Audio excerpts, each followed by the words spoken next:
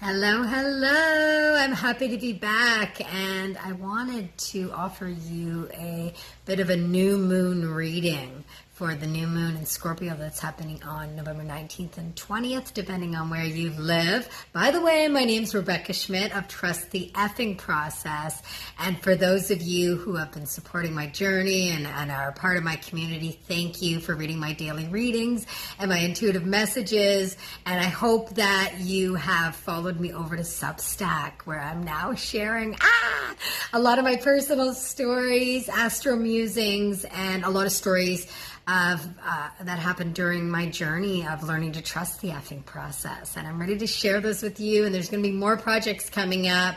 But for today, let's talk about this new moon. I am offering personal readings. If you want to book one, please reach out and do so. New moons are always about new beginnings, and this one's happening in Scorpio. It's happening beside Mercury, which is currently in retrograde, and it's happening in an opposition, think tug of war, to Uranus, which wants to liberate, which wants to create sudden change, which redirections, shocks, surprises. So this might be to do with some of those Scorpio kind of energies, which have to do with power and control and resourcefulness and loyalty.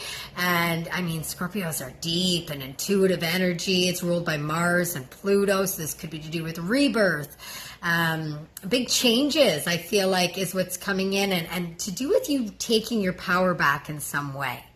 That's what's coming in now. So whether that has to do with ways that have to do with your own power and control kind of tendencies or issues, healing, something to do with dynamics and relationships is coming up.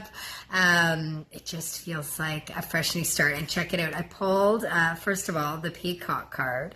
So I feel like some of you are ready to strut your stuff, like put it out there.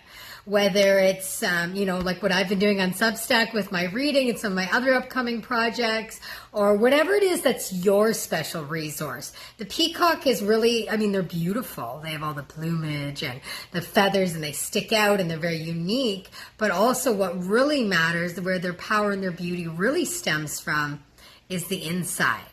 And it's the same for you. So what are your gifts and talents? What do you have to share? And do so in a very authentic, weird, unique kind of way. And do it your way. And that's what people are going to notice. And then we had the Fool card. So there is a new beginning happening. This is the first card in the major arcana cards in the tarot. And it has to do with a new journey. And so you need to be courageous. You need to be bold. You don't know what's going to happen up ahead, but you are in a new chapter. So you might as well make it different and take those risks. And, if you fall, it's okay. You're just going to pick yourself back up. Failure is how we learn. I don't know why everyone's always like, oh, no, I failed. I've done it too, of course. But really, that's where we learn. And that's how we get better at things. So you have to fail in order to be successful. And here you're heading out on a new adventure. And I don't think you're going to fall. I think, maybe along the way, there's going to be bumps and bruises and whatever. But I feel like you might really fly and surprise yourself. And I feel like you're finally ready for it. And you're putting yourself out there, and it might just be the beginning, so maybe you're a little naive on, what's really happening.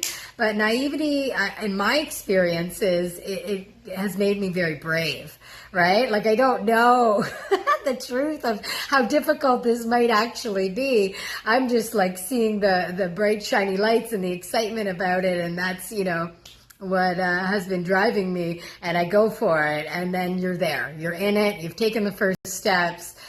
So do it, put yourself out there, be brave, and as always, trust the effing process.